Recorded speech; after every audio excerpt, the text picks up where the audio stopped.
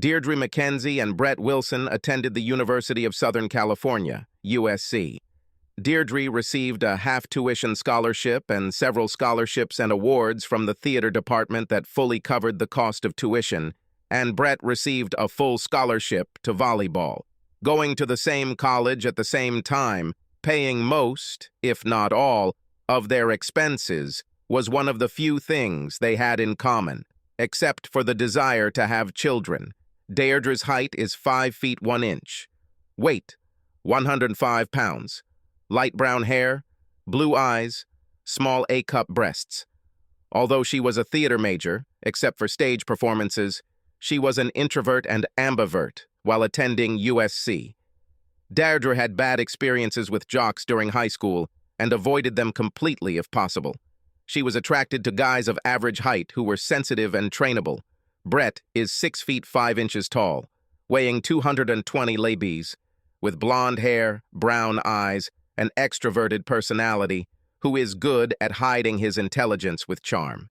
He has a low opinion of people who regularly express emotions. He is attracted to tall, blonde women, regardless of their level of intelligence, and from his sophomore year of high school until his graduation from the University of Southern California, he did not date a single woman who was not blonde and at least 5 feet 10 inches tall. Even though Deirdre and Brett studied together for 4 years at the University of Southern California, they rarely interacted directly. They had the same English class in their first year, the same French class in their second year. They dated once as a couple in their freshman year because Deirdre's then-date was good friends with Brett, and in their senior year, they both attended Fed 12. Brett was taking a class to help recover from an injury, and Deirdre got there by mistake, thinking she was signing up for Fed 120B, regular yoga, but saw no reason to transfer since most of her classmates were women, and Brett, a wrestler and football player, was the only one male. They had one unusual experience that they shared. During Parents' Weekend in their junior year, they sat at the same table during lunch, and their parents seemed to be very friendly with each other. Also, Brett's mother talked a lot to Deirdre, and Deirdre talked to Brett. After dinner, Brett's mother asked about Deirdre. "Deirdre seems like a very smart and attractive young girl, Brett. Have you ever met her?" "Come on, Mom. You know I only like tall, blonde, busty women like you," he grumbled, blushing slightly at first. "You're terrible," his mother sneered, hitting him on the arm. At the same time that Brett's mom was talking to him, Deirdre's mom was talking to her. "Brett seems like a very nice, handsome young man. Have you met him?" After an initial slight blush, Deirdre replied, "Mom, you know that I don't date jocks." "It's a pity," Deirdre's mother replied. "He would have been a great catch." "But I'm not a hunter, Mom," Deirdre laughed. Given their personalities, tendencies, likes, and dislikes, it seemed ironic that during the last half of their junior and senior years, even though Deirdre had difficulty seeing the audience from the stage, she could have sworn she saw Brett at least 4 times during stage appearances in plays in which she had a leading or starring role, and during at least 5 home volleyball matches. Brett was absolutely sure that he saw Deirdre in the crowd, and he even asked one of his friends to secretly give her ticket to the sold-out final game of the year, which was the de facto conference championship. Brett and Deirdre seemed to briefly gaze into each other's eyes whenever they were close. Both looked confused and perhaps awkward. About 16 months after graduating from university, Brett married Cheryl, a 5'11" blonde, Busty, who graduated from UC at the same time as him, and Deirdre married Kent Carlson, her UC boyfriend of 18 months, who had just finished graduate school at UC Business School, a sensitive 5'8" guy. Brett was entrepreneurial, and soon after graduating from university, he started a business selling electronic goods. Cheryl was his first employee and ended up with 5% of the business before they became romantically involved. Because they were smart, hardworking, and pleasant people, the business quickly became successful. Before the wedding, they agreed to have at least 2 children, although Cheryl seemed less interested in this than Brett. However, Brett was, as Deirdre's mother noted, a great find, and not wanting to risk him losing interest in her, she agreed with a smile, and also agreed to a prenuptial agreement that released Brett's 95% share of the business from community ownership. Brett enjoyed his married life, except for fleeting bouts of guilt after sex with Cheryl, when he didn't think about her during the climax, especially since those climaxes were the most intense of his life. He maintained good physical condition by exercising almost daily and playing in an amateur volleyball league. It turned out that Kent also had good entrepreneurial instincts, and for 3 years after his marriage to Deirdre, his business appeared to be successful. Deirdre was able to continue her career in the theater, and although it did not bring much economic benefit, it did bring spiritual satisfaction.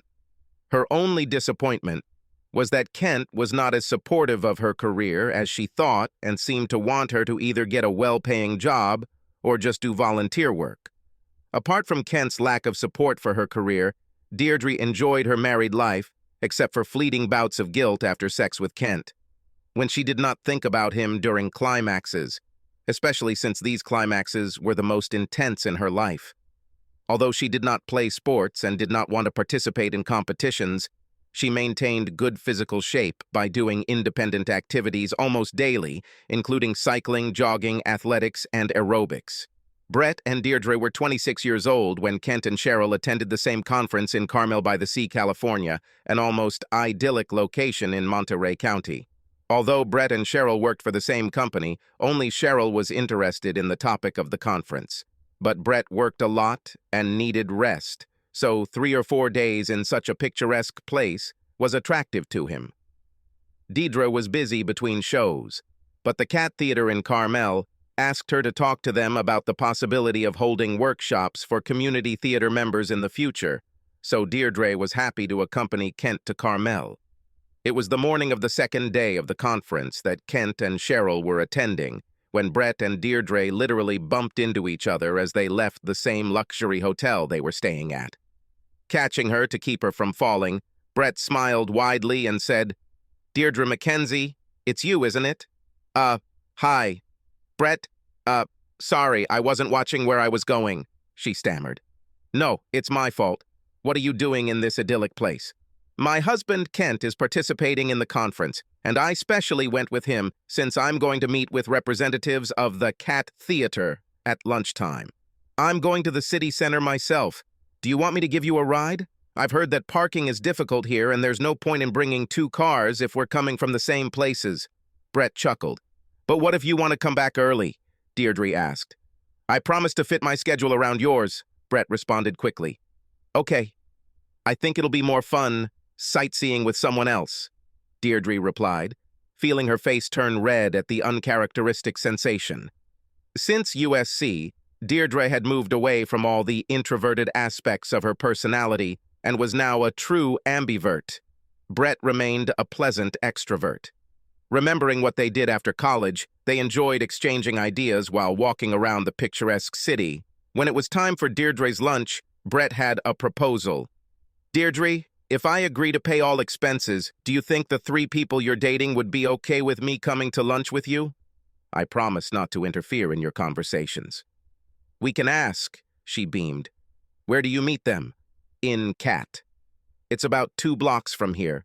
When they arrived at the Cat, they were greeted by 3 members of the board of directors, and they gladly accepted Brett's invitation, as long as the divvy, where they had a dinner reservation, could accommodate 1 more. When it turned out that this was not a problem, Brett was seated at a round table across from Deirdre so that she could sit between the 2 board members. After the initial pleasantries, Brett primarily watched and listened as Deirdre stunned the council members with her expertise and suggestions, and Brett was extremely impressed by her composure, and something else that could not be expressed in the form of clear thoughts, let alone words. The same problem Brett had with Deirdre at USC. After an enjoyable 90-minute lunch, diners headed to the Cat so the board members could give Deirdre a tour, with Brett walking alongside.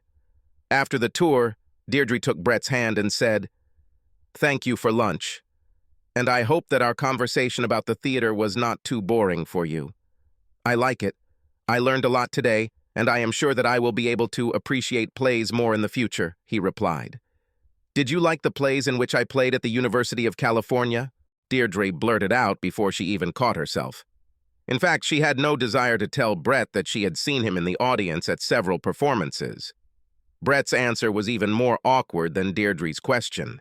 They both blushed as he stuttered, "Yes, well, I think, I went with my companion to, a couple of performances at school, yes. You were really great." Deirdre quickly changed the subject. "Since you supported me, let's now go wherever you want."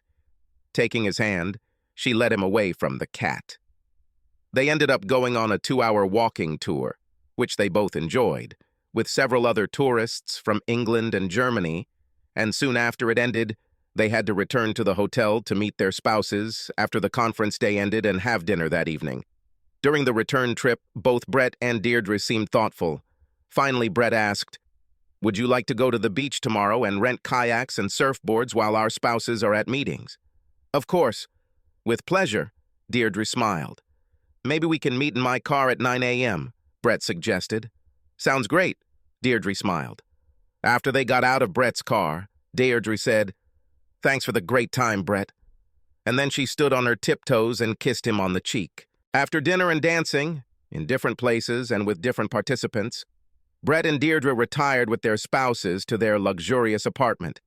Neither Cheryl nor Kent knew what was happening to them, as Brett and Deirdre attacked them with the readiness of newlyweds, resulting in all four of them having a great night's sleep. The next morning, Deirdre and Brett met at 8:55, both looking forward to the start of the day. On the beach, they kayaks and paddleboarded, having a great time. When 11:30 arrived, they had a quick lunch at a hut near the beach and lay on the sand for about an hour to digest their food.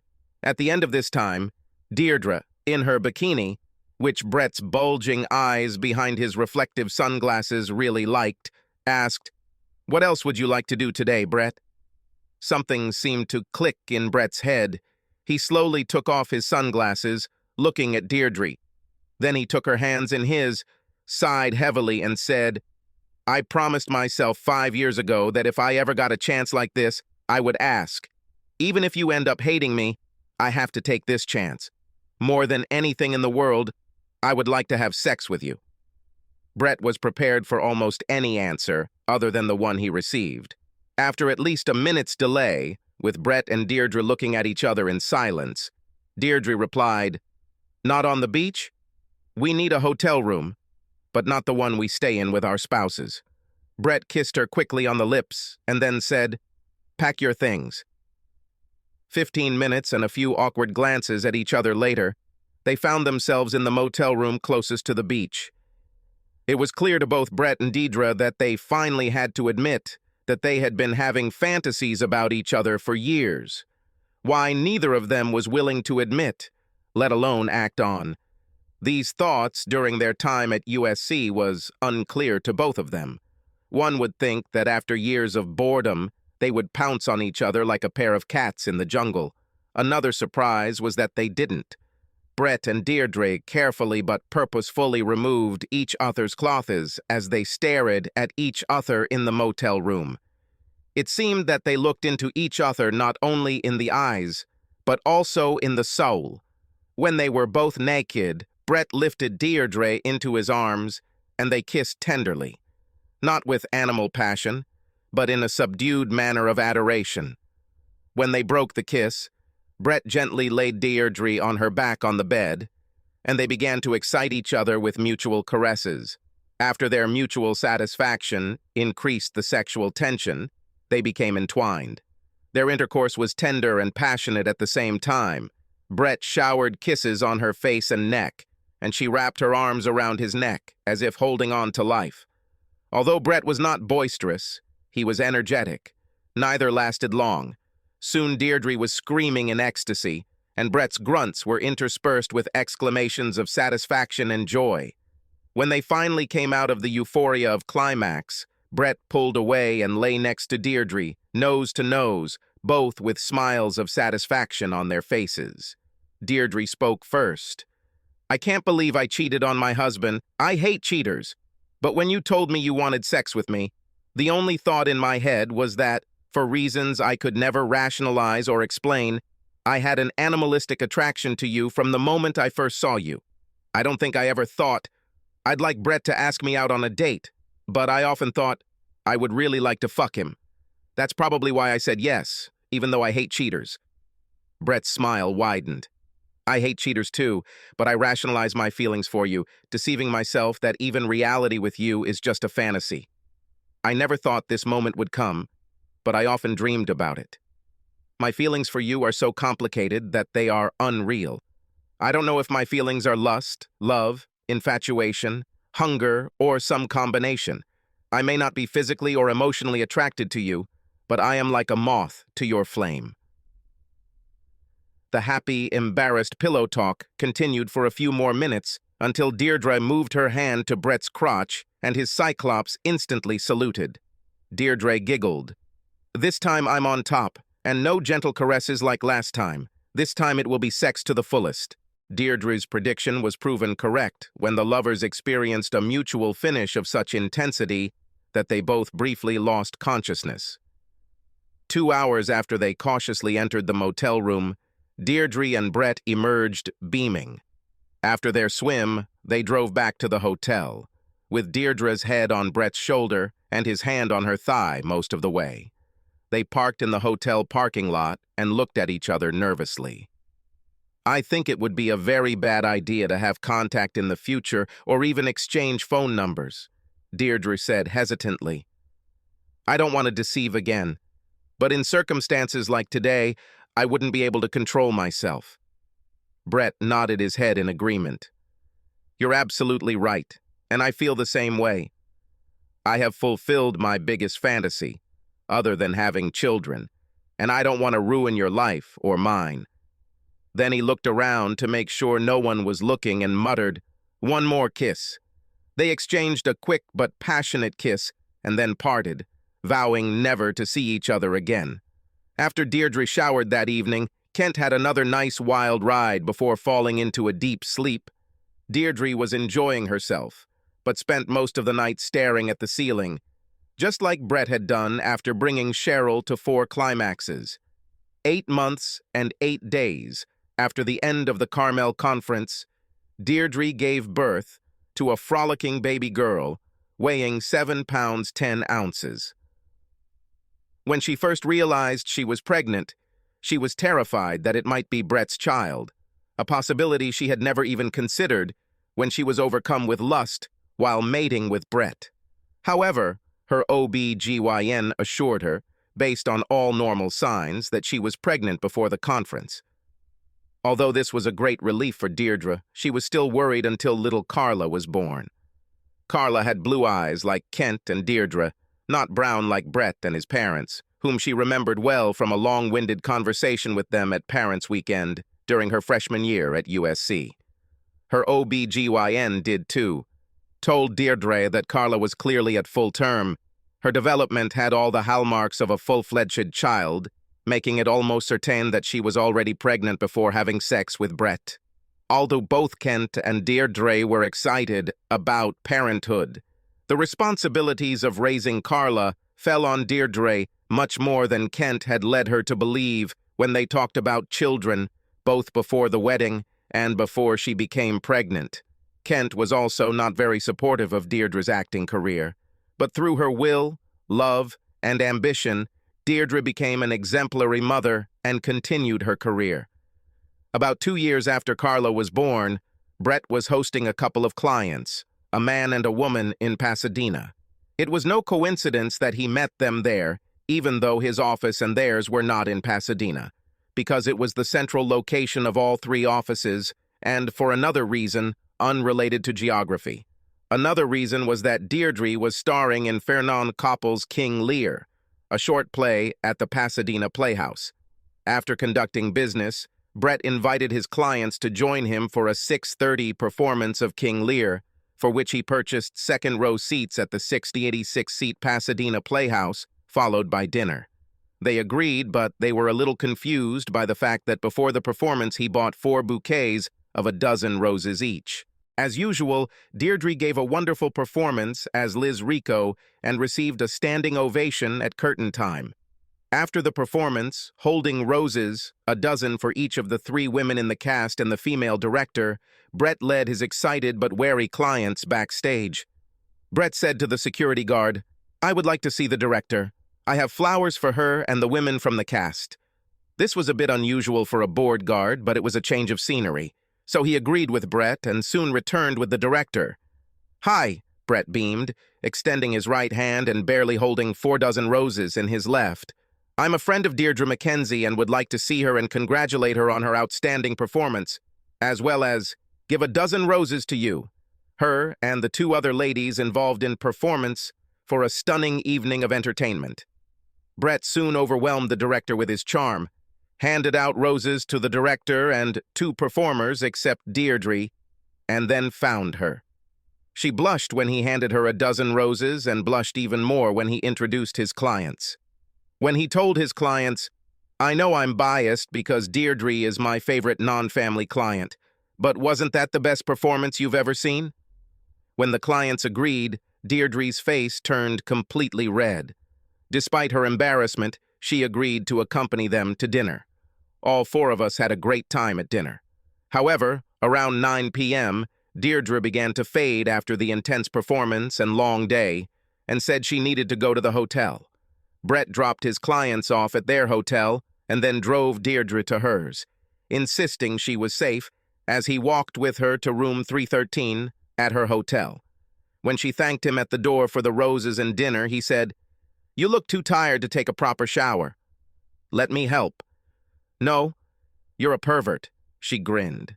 "I remember what happened the last time I was in the room with you, and I couldn't walk normally for 2 days." "What if I promise to be gentle?" Brett begged, turning on his charm to maximum. Deirdre did try to fight off his seduction, but because she was tired and because deep down she didn't want to resist, she allowed him to take her to her room. Brett was very respectful as he undressed Deirdre, all the while complimenting her performance in the play and how sexy she was. He didn't try to fuck her in the shower or even really touch her private parts. I just washed it carefully and wiped it dry. However, after he dried her off, everything changed for both of them. Brett became sexually aggressive and Deirdre responded in kind. 5 minutes after Brett had dried Deirdre, she was screaming in climax as he caressed her sweet private part. Luckily, she was screaming into her pillow so as not to wake up the other hotel guests. 5 minutes later, she was riding him like a rented mule as he continued to caress her. Brett fucked her 2 more times that night, and when they woke up the next morning in each other's arms, they were as sexually satisfied as they could be, and the guilt had not yet set in. They dragged themselves out of bed and showered again, both too exhausted to have sex. As Brett got dressed to leave, Deirdre became serious. "I don't know why I let you devastate me last night, or perhaps why I devastated you too," Deirdre sighed. "But it must not happen again. If you come looking for me one more time, I will cut off your genitals. I hate myself for deceiving myself, and I won't let you manipulate me again." With steely determination in her eyes, she looked at Brett and said in a fake Italian accent, "Understand? You understand?" In Italian. "You're the best sex I've ever had in my life, but I understand, Capir. I feel guilty too, but I'm not sorry. I just regret not meeting you at USC. I know you were interested." After some delay and reddening of her cheeks, Deirdre replied, "Bullshit." "Then why did you come to my volleyball matches?" He grinned. "Because you came to my performances," she chuckled in response. Brett tried to kiss her goodbye, but she pushed him away. "I can't kiss you again," she muttered. "It's too dangerous." Brett squeezed her shoulder, smiled, and left the room. Deirdre had to take a nap before heading to the Pasadena Playhouse for the next evening's performance, the last of the short performances, and she was trying her best to put Brett out of her mind. As she and Kent tried to have another child, Deirdre was thrilled when she found out she was pregnant 4 weeks later. Again, she had slight concerns because Brett and she had sex without a condom, but 2 weeks before she had sex with Kent several times when she was in her fertile period. And that night with Brett, she was not in her fertile period. period. Once again, her OB/GYN assured her, based on all normal signs, that she was pregnant prior to the night of debauchery with Brett, although apparently she did not tell the doctor about the encounter. Although it was a big relief for Deirdre, she was still worried until big boy Blake was born.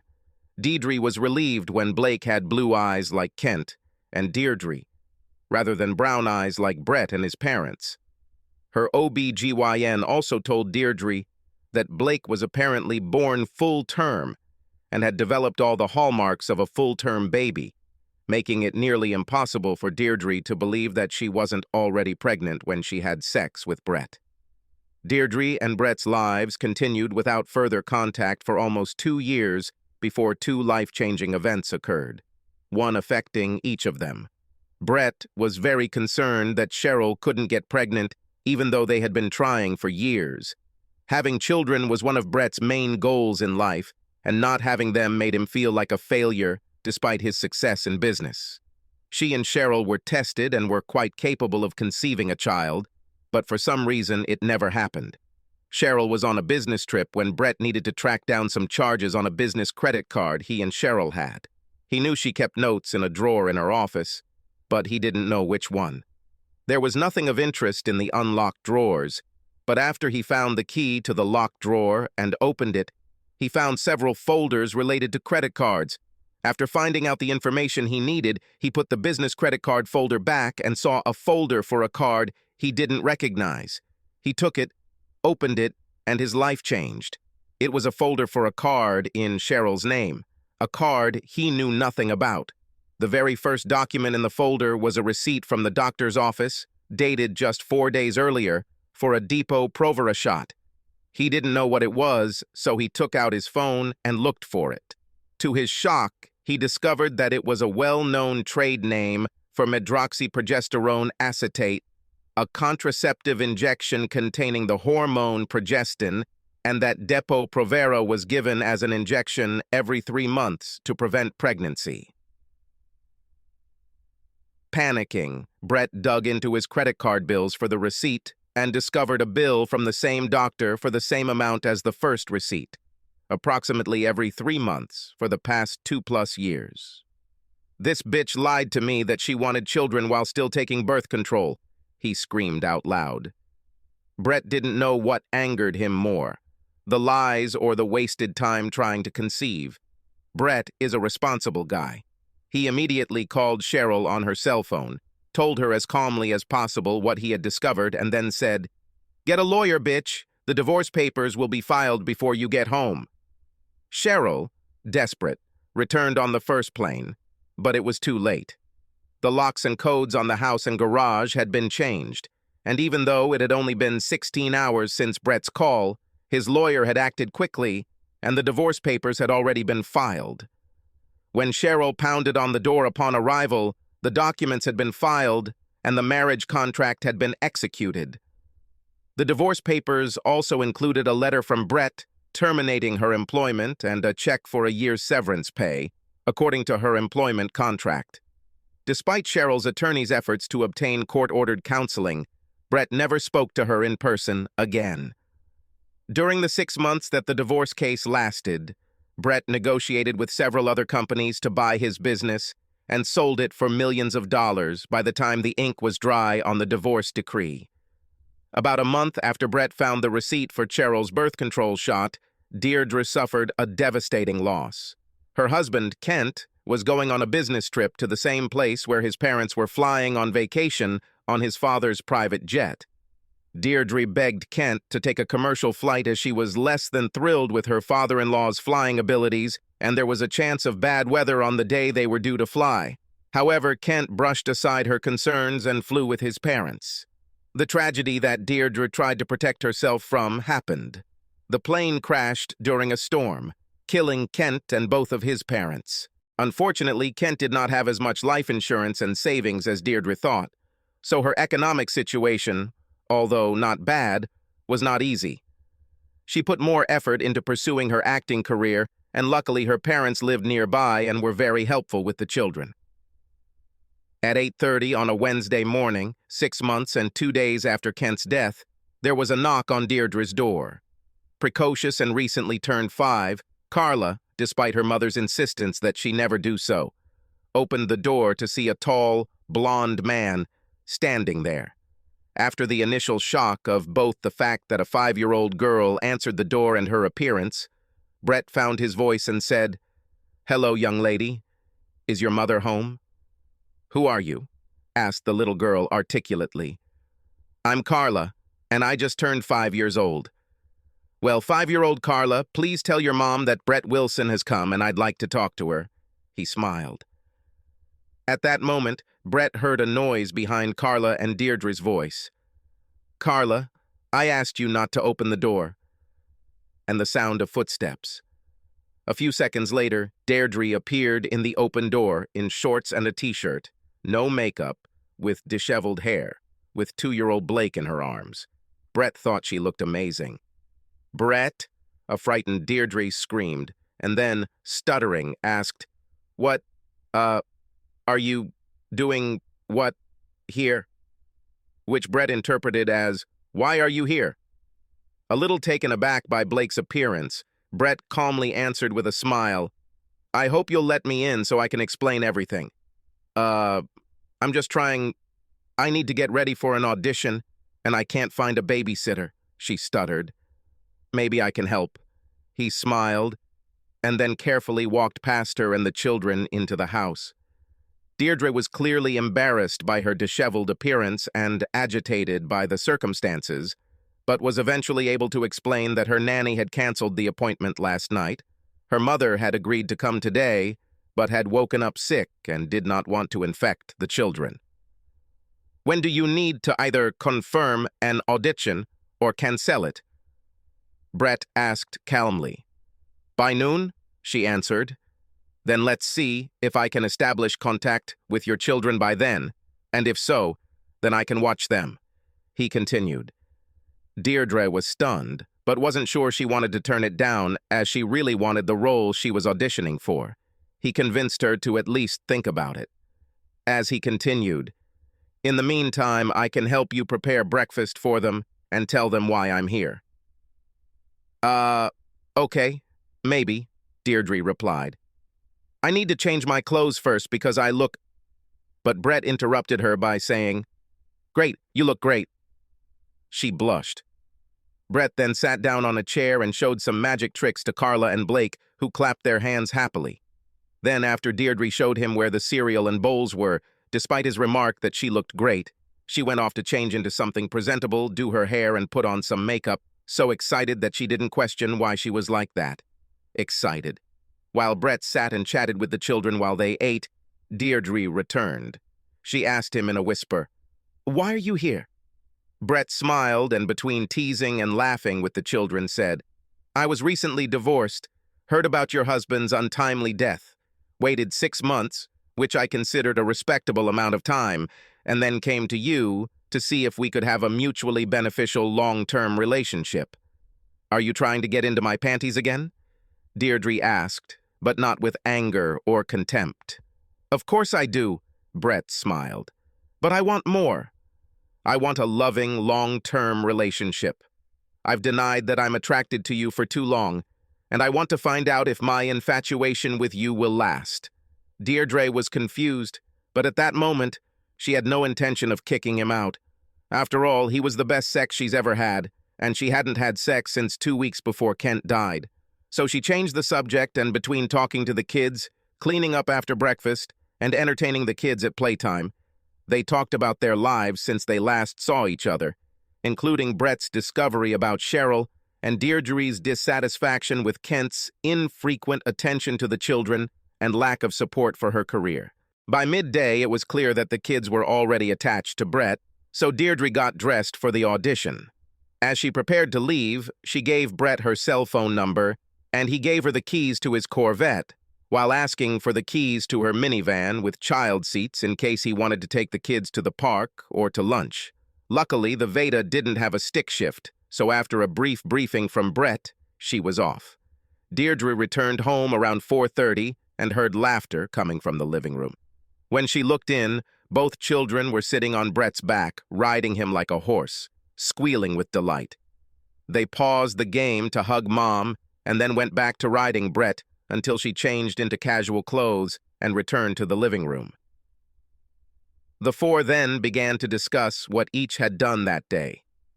Little Blake was stuttering and talking so excitedly about going to lunch and going to the park that it was hard to understand him, and Carla was talking non-stop about the swing, reading books, and generally having a fun day. Deirdre quickly realized that Brett had given the children more high-quality attention in one day than Kent had in the last month of his life. When she managed to get a word in edgeways, Deirdre answered Brett's question about how the audition went. "Very good. I hope they call me back," she smiled. After the kids got cleaned up, Brett took them out to dinner, and when it was time for bed, both kids insisted that he read them 2 bedtime stories before they went to sleep, which he happily agreed to. When they were both put to bed, he and Deirdre chatted. "Thank you so much for today," she purred. "The kids obviously loved it, and you saved my life." Today during dinner, I got a text back, but unfortunately also another one from my mom saying she's still sick. So I was wondering, I was wondering if I could, impose...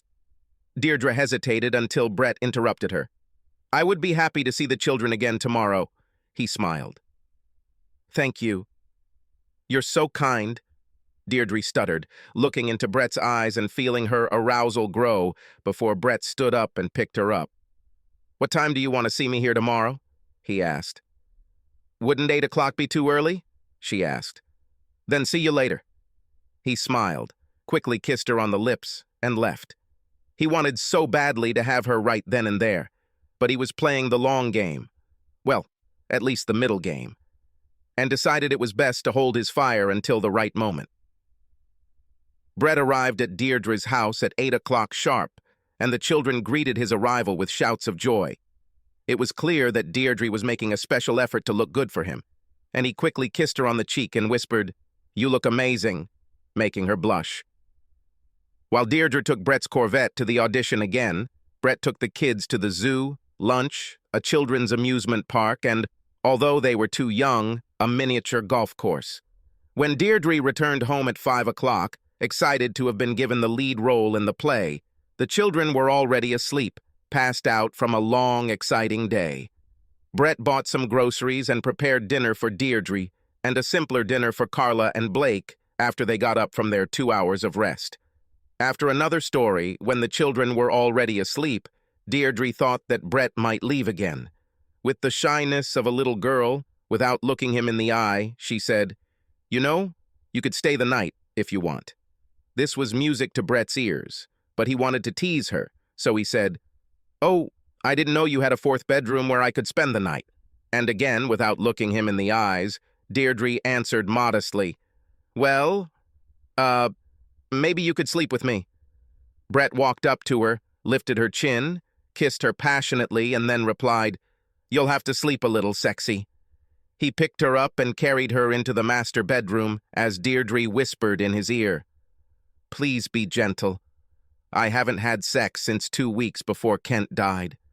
"I haven't had sex since I found out Cheryl was cheating on me," Brett replied, although technically that wasn't entirely true, since he was using 2 call girls, both of whom, coincidentally, looked a lot like Deirdre. Brett was gentle as they showered and he washed Deirdre. He was gentle when they made love for the first time. He was an animal after that, screwing Deirdre twice in the middle of the night. After they finally fell asleep, Deirdre and Brett were rudely awakened by Carla and Blake jumping on them the next morning, thankfully without removing the covers which would have exposed their naked bodies. The children were delighted to have Brett there, but were eventually persuaded to play a little on their own while the adults got up. After the children left, Deirdre came face to face with Brett. "I want to tell you something that might make you reconsider your long-term relationship with me, no matter how great the sex is. I had my tubes tied after Blake was born, so I can't have children with you." "You already have 2 from me," he chuckled. Deirdre moved away from him. "What do you mean?" "I mean, I'm Carla and Blake's biological father, that's what." "Why do you think so?" asked the amazed Deirdre. Because all paternal family members have distinctive earlobes. Look at mine and compare them with your children's, he laughed. Deirdre actually looked at them and touched them with her hands. They are similar, but this is nonsense. My children have blue eyes, and you and both your parents, I met them, remember, have brown eyes, so biologically they cannot be yours. My biological mother had blue eyes, Brett chuckled. Although Katie is a great mother and the only one I knew, my biological mother died when I was 2 years old. Since she had blue eyes, I have the recessive blue gene, and there is a 50-50 chance that our children will have blue eyes. Therefore, with your permission, I would like to do a DNA test to confirm that I am the biological father. A chill ran down Deirdre's spine. Brett kissed her and said, "Think about it. Wouldn't it be great if I was their biological father in addition to the adopted one I intend to become? Because I won't let you leave me." With that, he stood up, took a quick shower, and then went to make the kids, with Carla's enthusiastic help, blueberry pancakes for breakfast. Deirdre came into the kitchen with a shocked look on her face, just as everyone was finishing breakfast, although Brett was still keeping the pan hot and had prepared a couple more pancakes for her. Before lunch, the whole family went on a tour, and then Brett insisted that they go into the laboratory. Deirdre agreed. When the children and Brett had their cheeks swabbed, Brett paid for expedited DNA testing and agreed that the results would be emailed and then read back to him and Deirdre. When they returned to Deirdre's house, much to Deirdre and the children's dismay, Brett said he needed to leave for a few days to complete the sale of his business and prepare the house for sale. "I'll sell it, even if you don't let me move in with you," he told Deirdre, "but it's certainly what I want. Once the DNA results come back, we can test each other for a few months, and if we're half as compatible outside of bed as we are in bed, I'll want a permanent relationship with you." A shocked Deirdre could only nod her head as he kissed her passionately, hugged and kissed each of the children, and then waved as he drove off in his Corvette. By the time the DNA test results came back a week later, Deirdre, despite her initial confusion, was hopeful that Brett was the children's biological father. Statement, with a probability of 99.9999%. At the top of both children's reports left no doubt that it was him. She immediately called Brett, who she had spoken to every day since he left. "You were right," she said simply. "I'll be at your place tomorrow, and get ready for some hot sex," was all Brett said before ending the conversation. The next morning, Brett was greeted by laughing children. Handing each a gift, he fervently kissed the smiling Deirdre. After another full family day, the kids were put to bed. Brett read them 2 more stories, and then sat Deirdre down at the kitchen table. "During my absence, I kept my lawyer busy," Brett chuckled. "Here is the first document that, with your permission, will legally change the children's birth certificates, indicating me as the father. The second is a prenuptial agreement. If, as I hope, our relationship progresses to marriage, it stipulates that if I cheat on you during the marriage, you will receive $2,000, and the rest of the property will be divided 50-50. Since I seduced you when we were both married to others, I want to reassure you, because I will never cheat on you." Deirdre looked through the documents and then turned to Brett. "The marriage contract is not mutual. It does not provide for punishment in case of my betrayal. It needs to be revised to say that if I cheat, you will receive $2,000 of your money separately from the common property before everything is split 50-50. Now take me to bed so we can finalize these transactions and start determining, is our relationship long-term?" After 5 months of marriage, during which the children and Deirdre were the happiest they had ever been, she began to hint at receiving the jewels. Brett asked Deirdre's parents to babysit when he took Deirdre to Hawaii for a week, proposed at midnight while they lay naked on a blanket on a remote beach, and 2 weeks later, after buying a new, bigger house, they got married. Both grandparents were delighted with this situation. The 2 grandmothers had enjoyed each other's company since their parents' weekend at UCLA and had become good friends over the past 5 months, especially since Brett's parents had moved to the same city as Deirdre and her parents. Although they were initially shocked that Brett was the biological father, the grandparents were never interested in the details. They were simply happy to have grandchildren to spoil. 3 years later, the Brett Wilsons celebrated 6-year-old Blake's birthday, attended not only by a dozen of his friends, but also by Carla and her 2 best friends. As Brett and Deirdre's mothers watched the children play, how actively Brett and Deirdre participated in their play, and how lovingly they interacted, Deirdre's mother turned to Brett's mother and said, "It's a shame that Deirdre and Brett had to go through trial marriages before they got together. They have an exemplary family and are ideal spouses. If Brett had acted on his attraction to Deirdre in college instead of denying and ignoring it, they could have had 8 more happy years together," Brett's mom replied.